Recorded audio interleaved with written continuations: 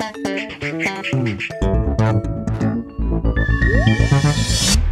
everyone and welcome to the Vortex, where lies and falsehoods are trapped and exposed. I'm Michael Voris. Only those born roughly before 1985 will have any experiential knowledge of the Cold War between the Soviet Union and the United States. But the idea of a Cold War may soon become very real to those born after 1985. And frankly, this Cold War, which in various ways has already begun, will be a lot costlier, and that's because it ain't just between Russia and America this time around. Cold War 2.0 will feature the United States versus both Russia and China. You heard that right. No one, even a superpower, wants to fight in an alliance of two major opponents at the same time. And just how much of a superpower America is these days is kind of doubtful. Yes, we are, but let's just say a lot of the luster has been taken off since the Soviet Union collapsed on the day after Christmas 1991.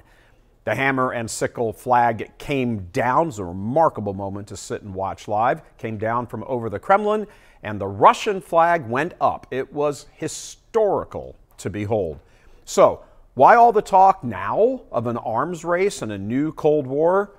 Because China has been buddying up with Russia, and they have formed an unofficial alliance, the goal of which is first to gain parity with the United States and then supplant us. To that end, China has been on a global world tour, shaking hands and kissing babies with anyone that will welcome them. The goal of the new accord between Russia and China and the global diplomacy push to push it and strike agreements and understanding it all around the world, it's to weaken the U.S. dollar so that it no longer is the world's reserve currency. While there's still a ways to go, that is already beginning to happen, as various countries, including France, for example, have said publicly that America's exalted currency status needs to be brought to an end. Communist China is making big diplomatic strides in the Middle East, where various Islamic states see America as the great Satan.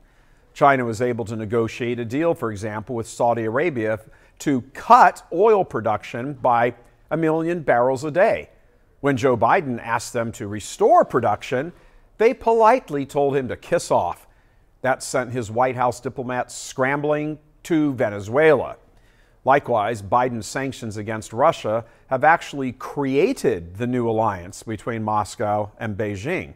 For example, China is the one buying Russia's deeply discounted oil, and since the pullout from Russia of nearly 50 car manufacturers because of all of those sanctions, 11 of the remaining 14, they're all Chinese. That translates into nearly 4 out of every 5 new cars sold in Russia is a Chinese vehicle. In short, China is cleaning up on Biden's sanctions against Russia. This is a lot of nitty-gritty, but it's the necessary background to understand that a weakened American economy is the perfect background for China and Russia to launch a nuclear arms race.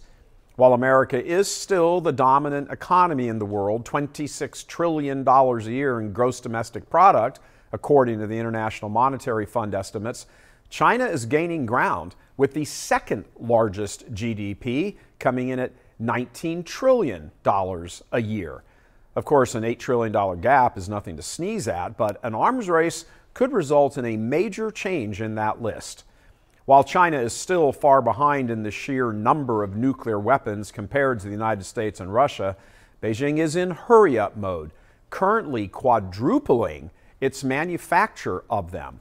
They're also rapidly expanding their weapons delivery systems. They're also bringing a new reactor online this year, which will greatly speed up what is an already impressive acceleration. Bottom line, while China wants parity with both the U.S. and Russia, it is at the same time speeding around the globe, engaging in actions to weaken the U.S. dollar in an attempt to weaken the U.S. economy and an attempt to weaken our ability to stay ahead of them. Joe Biden apparently isn't doing that fast enough all on his own, so for Beijing, they're going to lend him a little help. When the Soviet Union collapsed more than 30 years ago, there were enormous savings realized in the U.S. economy.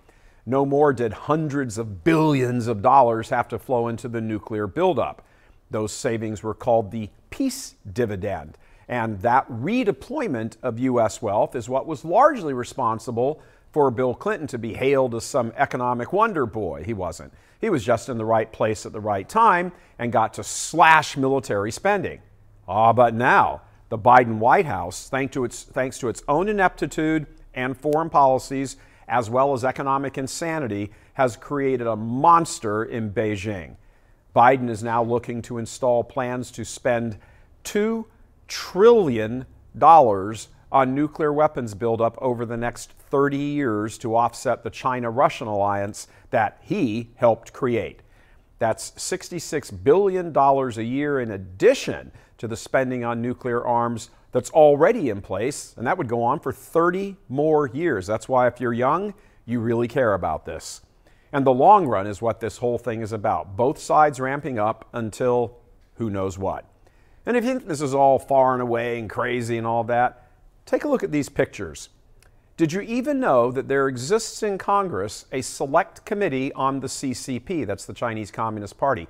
And last week, they went through tabletop war game exercises to get a feel for a nuclear strike invasion of Taiwan by China in the year 2027, just 4 years from now, to gauge American readiness.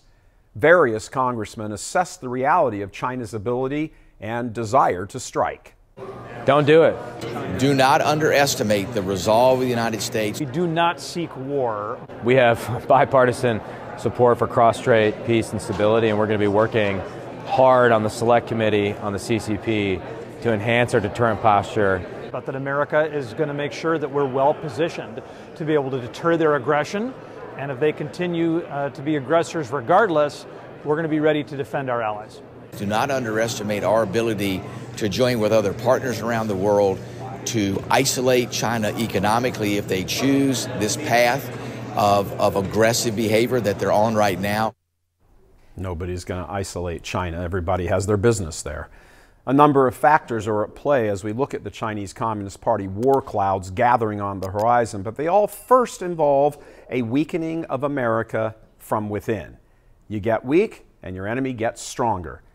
There's a lesson here for church leaders, but that war won't be limited to nuclear destruction. That war will be far worse.